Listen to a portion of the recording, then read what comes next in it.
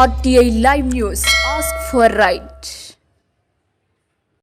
Saluru town లో Shri Venkateswara deluxe centre లో సుమారు 70,000 రూపాయల సొంత నిధులతో పునర్నిర్మించారు. కీర్తిశేషులు జరజాపు నీలకంఠం లయన్స్ క్లబ్ లో సభ్యులుగా ఉన్న సమయంలో 1972లో లయన్స్ సభ్యులు సహకారంతో నిర్మించారు. ఇటీవలి కాలంలో కురిసిన భారీ వర్షాలకు దెబ్బతిన్న సంగతి తెలిసిందే. ప్రజల సౌకర్యార్థం జరజాపు సూరిబాబు సొంత నిధులు వెచ్చించి మంగళవారం ఉదయం ప్రముఖ వైద్యులు డాక్టర్ వి గణేశ్వరరావు చేతుల మీదుగా లయన్స్ క్లబ్ సభ్యుల ఆధ్వర్యంలో ప్రారంభించారు. జేబీఎస్ సంస్థ ద్వారా ఎన్నో సేవా కార్యక్రమాలు జరజాపు సూరిబాబు నిర్వహించిన సంగతి అందరికీ తెలిసిందే. RTI live news journalist Santosh Kumar Sharma పాణిగ్రహికి తెలిపారు.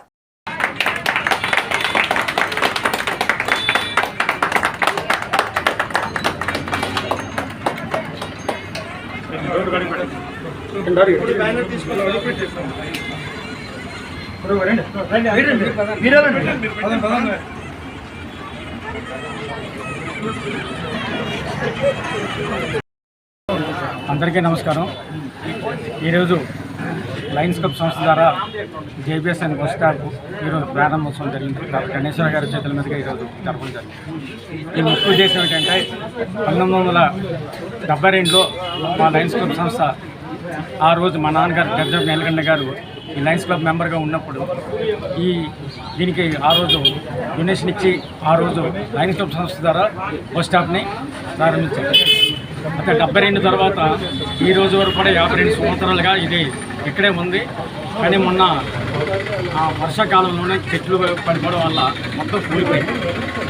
అయితే దీనికి లయన్స్ క్లబ్ సంస్థ మా నాన్నగారు నేను మెంబర్గా ఉన్నా, మా తమ్ముడు మెంబర్గా ఉన్నా లయన్స్ క్లబ్ సంస్థలోనే. ఆ సంస్థ ద్వారా ఎలాగైనా చేయాలనే ఉద్దేశంతో ఈరోజు మా జేబీఎస్ అనేసి సంస్థ మా బస్ సర్వీస్ ఉంది. ఆ సర్వీస్ ద్వారా ఎన్నో సేవా కార్యక్రమం చేస్తాం.